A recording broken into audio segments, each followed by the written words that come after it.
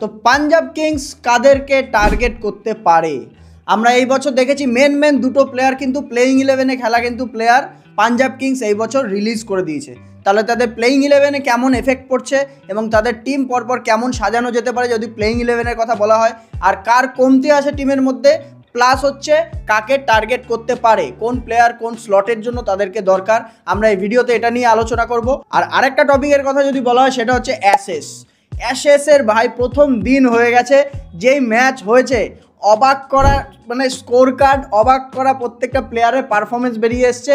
মানে আমরা করলে যদি আমাদের এখানে এসে 19টা উইকেট পড়ে, 19টা উইকেট পড়েছে একদিনের মধ্যে, যদি আমাদের এখানে 19টা উইকেট পড়ে সবাই কি বলে যে ডেথ অফ টেস্ট ক্রিকেট। কেন এইবার ডেথ হলো না? পার্থের মতো পিছে গিয়ে 19টা উইকেট পড়ে যাচ্ছে একদিনের মধ্যে। তো আমরা এটা নিয়েও আজকে আলোচনা করব। সবার প্রথমে যে আইপিএলের টার্গেটেড প্লেয়ার পাঞ্জাব কিংস কার টার্গেট করেছে এবং কাকে টার্গেট করতে পারে, রিলিজ করতে পারে, আমরা সেটা নিয়ে আলোচনা করবো এই ভিডিওর মধ্যে। তো সবার প্রথমে যদি আমরা বলি পাঞ্জাব কিংস কাদেরকে রিলিজ করেছে, রিলিজ মেনলি দুটো প্লেয়ারই আছে তাদের মধ্যে যাদের রিলিজ করেছে এবং তারা প্লেইং 11-এ কিন্তু খেলতো প্রপারলি। সেটা হচ্ছে গ্লেন ম্যাক্সওয়েল আর আরেকজনের নাম হচ্ছে জশ ইংলিশ। দুইজনের মধ্যে জশ ইংলিশ যদি বলা হয়, জশ ইংলিশ খুব সুন্দর পারফরমেন্স ছিল আগের বছর, প্রত্যেকবার নেমে কিন্তু ভালো স্ট্রাইক রেটের সঙ্গে পাঞ্জাবকে অনেক এগিয়ে দিয়ে যাচ্ছিল। আর গ্লেন ম্যাক্সওয়েল তো আমাদের জানা কথা, গ্লেন ম্যাক্সওয়েল কেমন প্লেয়ার, মানে আমদানি আঠান্নি খরচা রুপিয়া করে ওকে কিনতে হয় সবার প্রথমে, কিনে এমন কোনো টিম নেই যে গ্লেন ম্যাক্সওয়েল ডুবিয়ে দিয়েছে, এমন কোনো টিম নেই। ওই একটা বছর কি দুটো বছরই পারফরমেন্স এসেছিলো, আর আরসিবির হয়ে হয়তো একটা বছর পারফরমেন্স এসেছিলো, বাদ বাকি পুরো টাট্টি একদম পারফরমেন্স গ্লেন ম্যাক্সওয়েলের পুরো থ্রু দ্য আইপিএল হিস্ট্রি বলা যেতে পারে। আর আরেকটা জিনিস শুনলে তোমরা অবাক হয়ে যাবে, 103-105 কোটি এরকম টাকা গ্লেন ম্যাক্সওয়েল এখনও অবধি আইপিএল থেকে কামিয়ে নিয়ে গেছে অস্ট্রেলিয়াতে। হ্যাঁ, ক্যান ইউ ইম্যাজিন? একটা আমাদের ভারতীয় না হয়েও আইপিএলের ব্র্যান্ড ভ্যালুটা কেমন হয়েছে, তার মানে যে এত টাকা কেউ কয়েকটা সিজন 7-8টা সিজন খেলে সে কামিয়ে নিয়ে যেতে পারে। কি 10টাই মানলাম আমি, 10-12টাই মানলাম আমি, তাহলে ভাবতে পারছেন কোথায় আইপিএল এসে দাঁড়িয়েছে। তো যাই হোক, আরও যদি আমরা প্লেয়ারের কথা বলি কাদের রিলিজ করেছে, সেটা হচ্ছে অ্যারন হার্ডি আছে, আর কুলদীপ সেন আছে, প্রবীণ দুবে, যাই হোক একটা নাম আছে। তো এগুলো অতটা ইম্পর্টেন্ট না প্লেয়ারদের মধ্যে, ওরা খেলেও নি প্লেইং 11-এর মধ্যে। যদি আমরা বলি যে রিলিজ প্লেয়ার তো হলো, তাহলে এখন প্লেইং 11 কেমন আছে সেখান থেকে আমরা বের করে ফেলতে পারবো যে টার্গেট কাদের করতে পারে পাঞ্জাব কিংস। তো প্লেইং 11-এর মধ্যে আগের বছর যারা ছিল, পাঞ্জাব কিংস এমন একটা টিম যাদের কোনো যদি অকশানে নাও যায়, আমরা আরসিবির সময়ও বলেছিলাম এই জিনিসটা, কিন্তু আরসিবিরও তো একটা বেরিয়েছিল একটা কমজোর পক্ষ, যে এই জায়গাটা একটা দরকার ছিল প্লেয়ার, সেটা হচ্ছে স্পিনারের। তো পাঞ্জাব কিংস কিন্তু এইখানে এমন একটা টিম যাদের কোনো প্লেয়ারের দরকারই নেই, not even a spinner, not even a finisher বলা যেতে পারে, বা হচ্ছে কোনো ওপেনার। জশ ইংলিশ কিন্তু ওদের টপ 3 ব্যাটসম্যানের মধ্যে একজন ছিল, ও চলে যাওয়াতেও পাঞ্জাব কিংসের এখানে কিচ্ছু আসে যায় না, কোনো রকম কোনো প্লেয়ার দরকার নেই।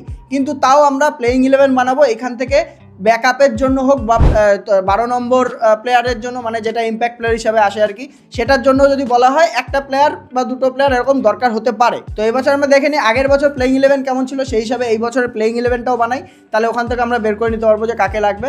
তো আগের বছর প্লেইং 11-এর হিসাবেই আমরা বলছি প্রভসিমরন সিং আর হচ্ছে প্রিয়ান সারিয়া, এই দুটো প্লেয়ার আছে, যে এই দুটো প্লেয়ারকে কেউ ওখান থেকে সরাতে পারবে না। প্রভসিমরন সিং যেমন টেকনিক্যালি কারেক্ট,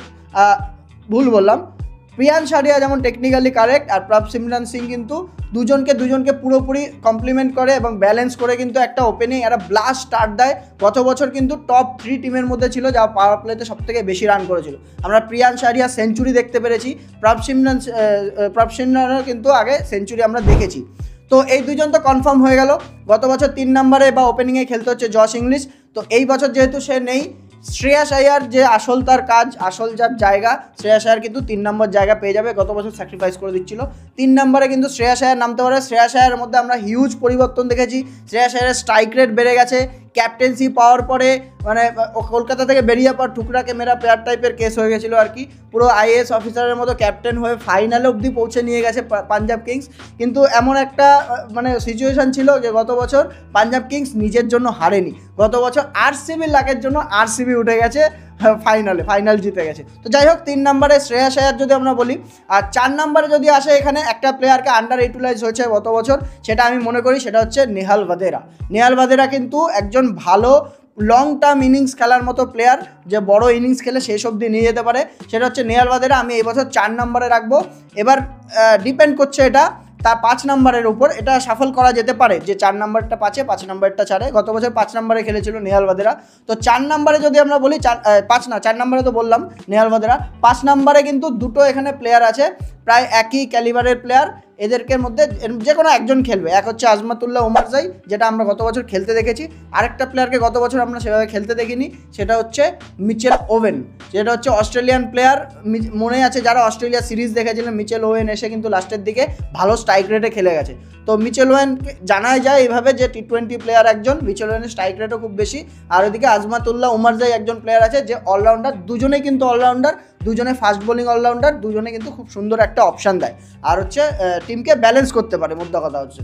তো 4 নম্বরে 5 নম্বরে এরকমভাবে নামিয়ে দিতে পারে। আর 6 নম্বর 7 নম্বর যদি বলা হয়, দুটো জায়গা একদম পুরো সিমেন্ট জায়গা একদম। তো 6 নম্বরে মার্কাস স্টয়নিস, 7 নম্বরে শশাঙ্ক সিং। আমরা কিন্তু শশাঙ্ক সিংকে লাস্টের যে নামটা দেখেছি, শশাঙ্ক সিংকে 5-6ও খেলানো যেতে পারে, কিন্তু শশাঙ্ক সিংকে পুরোপুরি ফিনিশার হিসাবে ইউজ করে পাঞ্জাব কিংস। তো যেখানে ও সাকসেসফুল, নাহলে হয়তো এতদিন হয়তো এত চর্চাতেও থাকতো না, প্লাস এত দেখাও যেত না। তো যাই হোক, এটা হচ্ছে 7 নম্বর অবধি আমরা কনফার্ম ধরে নিতে পারি। 8 নম্বরও কিন্তু মোটামুটি কনফার্ম, গত বছর দেখিয়েছিল, সেটা হচ্ছে মার্কো ইয়ানসন। 8 নম্বরে মার্কো ইয়ানসন নামবে। ও হালকা পাতলা একটু অলরাউন্ডার, ব্যাটিংও করে দিতে পারে, ভালো 6 মারতে পারে। তো আর যে 3টে বোলার আছে মেনলি লকি ফার্গুসন, ভালো একজন বোলার আছে ওদের কাছে, লকি ফার্গুসন। আর জেভিয়ার বাটলেট আছে, আমার মনে হয় না ওর থেকে লকি ফার্গুসন অনেক আইপিএল এক্সপিরিয়েন্স বেশি আরও, আর গত বছর ভালো বোলিংও করেছিল, তো চোটের জন্য হয়তো চলে গেছিলো। তো যাই হোক, লকি ফার্গুসন আর দুটো মানে হীরা তো রয়েছে পাঞ্জাব কিংসের কাছে, সেটা হচ্ছে আর্শদীপ সিং আর হচ্ছে ইউজুজবেন্দ্র চাহাল, এই দুজন রয়েছে। মোটামুটি এই হচ্ছে প্লেইং 11 হতে চলেছে। এখানে কিন্তু একটা জিনিস খেয়াল করলেন, কোনো প্লেয়ারে কিন্তু এখানে দরকার নেই। তো 12 নম্বরেও যদি বলি আমরা ইম্প্যাক্ট প্লেয়ার তাও আছে। 12 নম্বরের প্লেয়ার যদি আমরা বলি, সেটা হচ্ছে বিজয় কুমার ওয়েশাক আছে। গত বছর এসে কিন্তু ডেথ ওভারে বল করে অনেকগুলো ম্যাচ জিতিয়েছিল, কিন্তু ভালো কন্ট্রিবিউশন দিয়েছে মোদ্দা কথা। তো যদি বলা হয় 12 নম্বর, এরপরে কোন প্লেয়ার তাহলে কোন স্লট আছে এখানে যেটা দরকার, আপনারা হয়তো নোটিস করেছেন এতক্ষণে, সেটা হচ্ছে একজন স্পিনার দরকার, হু ক্যান ব্যাট অলসো। এটা হচ্ছে মোদ্দা কথা। স্পিনারের মধ্যে আমরা এখানে একমাত্র ইউজুজবেন্দ্র চাহালের নামটা দেখছি, আর হচ্ছে নেহাল ভাদেরা টুকটাক স্পিন করতে পারে। তাছাড়া কিন্তু মানে রিকি পন্টিং অজি মেন্টালিটির সঙ্গে পুরোপুরি ফাস্ট বোলারের সাথে গেছে। কিন্তু কিছু চেন্নাইয়ের মতো মাঠ আছে, এখন সব মাঠই বলতে গেলে সব 200 মাঠই করে দিয়েছে, কিন্তু তাও কিছু সময় 2টো স্পিনার 3টে স্পিনারও দরকার হয়।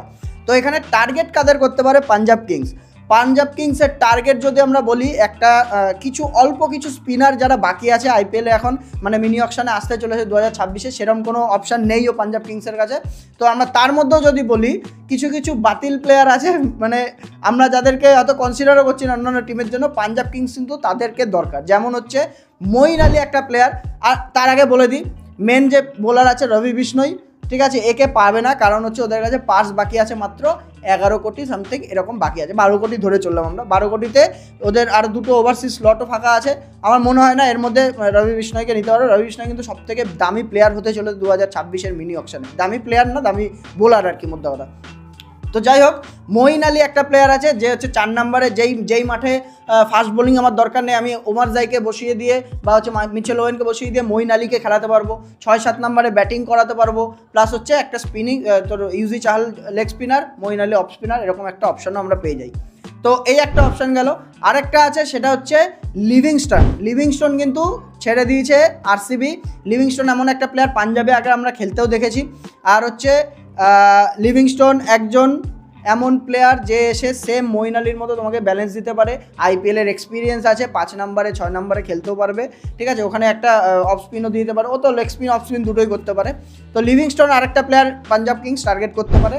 আর আরেকটা যদি প্লেয়ার থেকে থাকে, আমি যা অপশান আছে তাই বলছি, আমি বাইরে থেকে কিছু বলছি না। কান্ত শর্মা আছে, ইন্ডিয়ান বোলার, আমার মনে হয় না এদেরকে নিয়ে খেলাতে পারবে, ঠিক আছে, নিয়ে নিতে পারে, ব্যাকআপ হিসাবে স্পিনার হিসাবে নিয়ে নিতে পারে।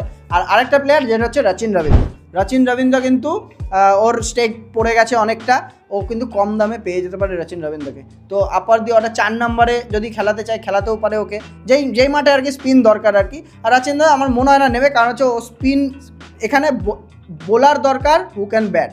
তো এখানে রচিন রবীন্দ্র এখানে আসছে না মোটামুটি। তা আমি একটা নাম সাজেস্ট করে দিলাম যে এর মধ্যে দেখতে পারে।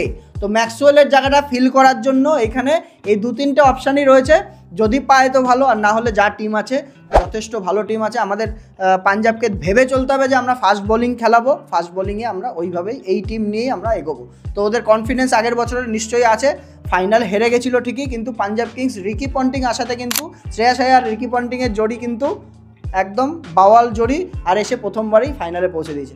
আচ্ছা, আমার একটা ব্যাপার আছে যে Jake Fraser McGurk, Australian T20 player Jake Fraser ম্যাকগারকে রিকি পন্টিং, বুঝতে পারছেন নিশ্চয়ই, রিকি পন্টিংই টার্গেট করতে পারে যে ওপেনার জশ ইংলিশের জায়গায় যদি জেক ফ্রেজার ম্যাকগারকে নেওয়া যায়। এটা জাস্ট আমার একটা থট ছিল আর কি, শেয়ার করে দিলাম আপনাদের সঙ্গে। তো এই ছিল মোটামুটি পাঞ্জাব কিংসের টার্গেট প্লেয়ার হতে পারে, এর বাইরে কিছু নেই। আমরা কিন্তু এরকম প্রত্যেকটা টিমের আলাদা করে নিয়ে এসেছি, অলরেডি কলকাতার নিয়ে এসেছি, RCB নিয়ে এসেছি, আরও প্রত্যেকটা টিমেরই বলতে গেলে আমরা নিয়ে আসবো। তো আপনারা আমাদের সাথে জমে থাকবেন, ভিডিও ভালো লাগে থাকলে লাইক করবেন, সাবস্ক্রাইব করুন চ্যানেলকে, এবং আমাদের এভাবে সাপোর্ট করুন। তো আমরা সেকেন্ড টপিকে যদি আমরা আসি, আজকের সবথেকে হট ডে 1 অ্যাশেসের, মানে একটা কথা নিশ্চয়ই আপনারা শুনেছেন যে ইন্ডিয়াতে এতগুলো উইকেট পড়ে যাচ্ছে, তারপরে বলছে সবাই যে ডেথ অফ টেস্ট ক্রিকেট, এতগুলো উইকেট কেন পড়ছে, পিচ এরকম কেন। এইবার কি হয়, এইবার যখন আমি পার্থের মতো একটা স্টেডিয়ামে খেলছি আমি, যেইখানে আমার দিনে 19টা উইকেট পড়ে যাচ্ছে, Ben Stokes 5 wicket, Mitchell Starc 7 wicket তুলছে, বল আনপ্লেয়েবল ডেলিভারি, 19টা উইকেটের মধ্যে 15টা উইকেট আনপ্লেয়েবল ডেলিভারি গেছে। যারা খেলা দেখেছে তারা হয়তো জানবেন, বল চোখে দেখা যাচ্ছে না, যদি 130-এ বল করে ফিল লাইক 140, এরকমভাবে বল যাচ্ছে। তাহলে 19টা উইকেট, সব করা ফাস্ট বোলার উইকেট পেয়েছে। তাহলে 19টা উইকেট যদি আমরা একটা দিনে পড়ে, তো আমি জানি না এটা কি টেস্ট ক্রিকেটের জন্য ভালো না খারাপ। দেখতে ভাই মজা লাগে, দেখতে খুব মজা লাগে। ওরা 177 করেছে, ওরা 129-এ 9 উইকেট পড়ে গেছে, ঠিক আছে, একদিন কেটে গেছে। তো আর ব্যাটসম্যানদের মধ্যে সেরকম কেউ ব্যাটও করতে পারেনি, খুব জোরে একটা 50 হয়েছে মাত্র, তাও আবার হ্যারি ব্রুকের, ঠিক আছে। এর বাইরে আর কেউ ব্যাটিং তো পুরোপুরি বাদই একদম।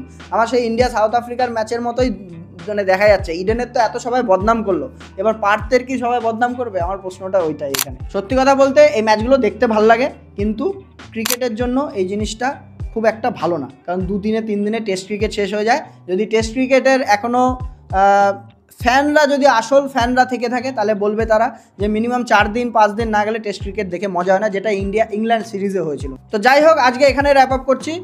ভিডিও ভালো লেগে থাকলে অবশ্যই লাইক করবেন, সাবস্ক্রাইব করবেন চ্যানেলকে, এবং বন্ধুদের সঙ্গে শেয়ার করুন। আপনারা যেমন সাপোর্ট দেখাচ্ছেন, এরকম সাপোর্ট দেখাতে থাকুন, আমাদেরও তাহলে সুবিধা হয়, আমরা আরও বেশি করে কন্টেন্ট নিয়ে আসতে পারবো।